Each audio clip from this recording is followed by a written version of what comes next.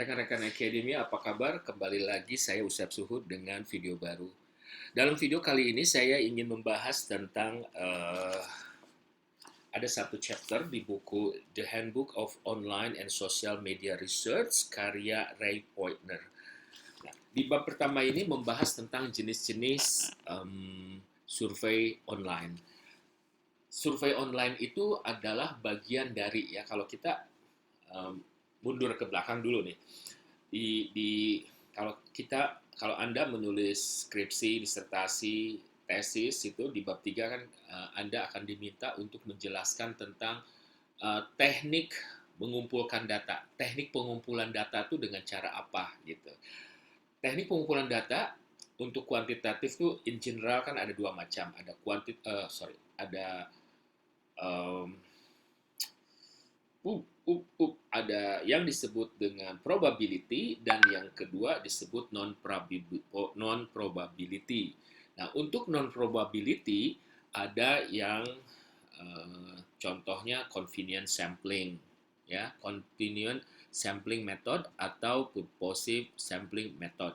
Nah, untuk mendistribusikan kuesioner, kita bisa membuat dua macam kuesioner.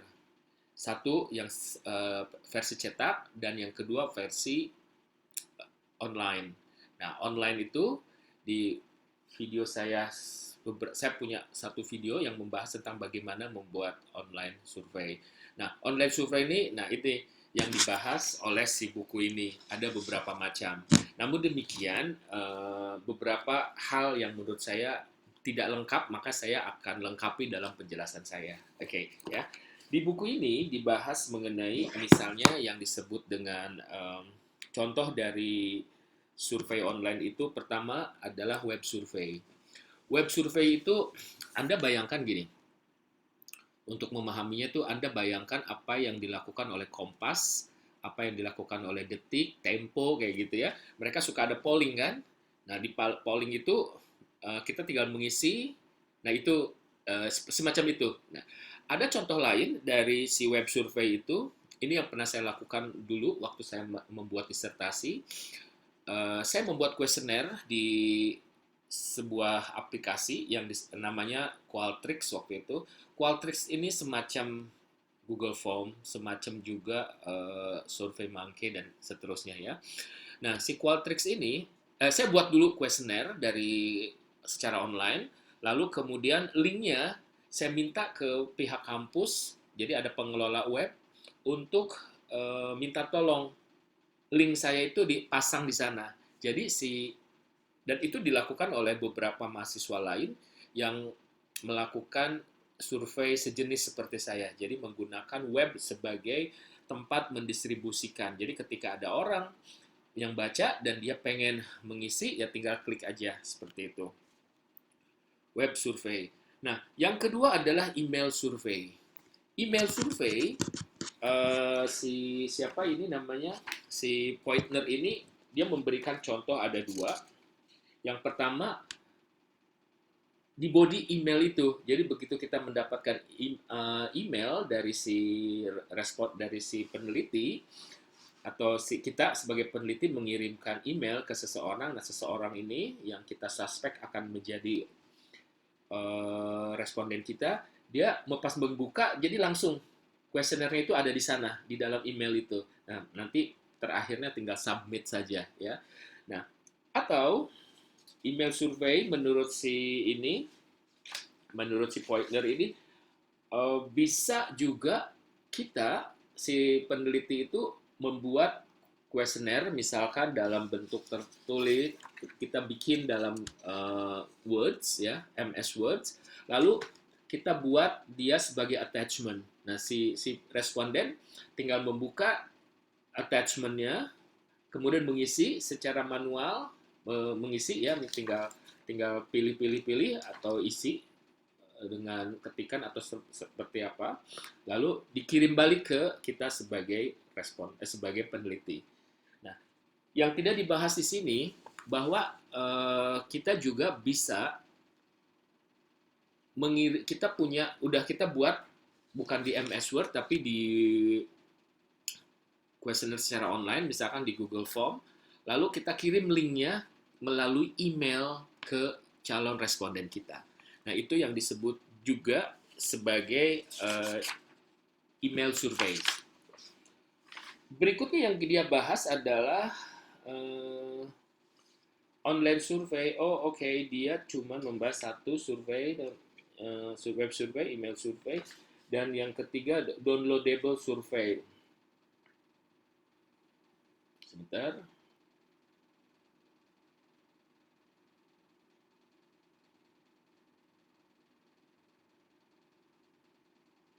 Nah, downloadable surveys yang dimaksud oleh si Poitner ini adalah survei yang bisa di-download ya di local device and the result are then sent back to the server at the end of the data collection process.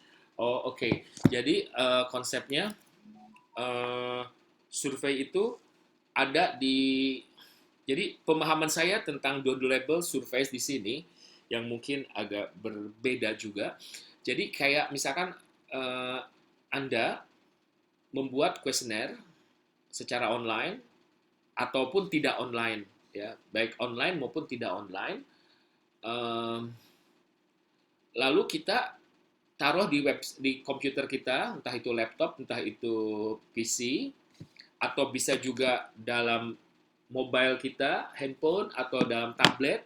Lalu kita samperin satu persatu responden, atau kita undang satu persatu responden untuk mengisi langsung di kuesioner kita, di device kita, sehingga data kita bisa terekam di situ. Jadi tidak menggunakan device yang dimiliki oleh masing-masing responden. Ya, jadi pemahamannya sedikit saya geser. Di sini dia membahas tentang downloadable surveys yang sebetulnya mungkin saya memiliki pemahaman sendiri. Oke, so itulah contoh-contoh dari survei online.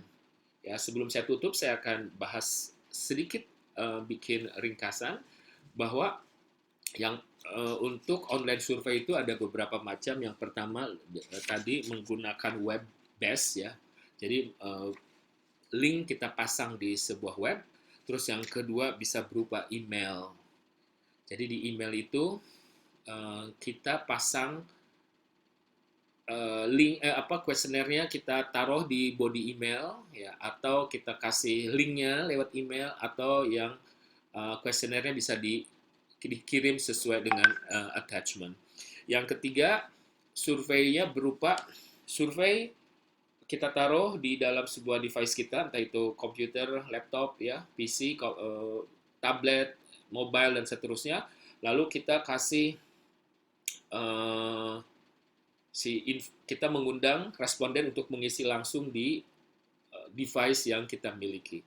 Nah, ada hal lain yang tidak dibahas di sini, yaitu pemanfaatan instant messengers. Ya, mungkin karena buku ini diterbitkan tahun 2001,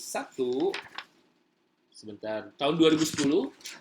Waktu itu mungkin WhatsApp belum banyak ya, belum banyak digunakan. Jadi orang masih menggunakan SMS. Nah, ini link ini bisa digunakan juga menggunakan instant messenger kayak SMS tadi, bisa juga menggunakan ya WhatsApp, Line, Telegram, dan seterusnya. Oke, mudah-mudahan video singkat ini bisa membantu Anda memahami jenis-jenis survei online. Sampai ketemu pada video saya yang lain.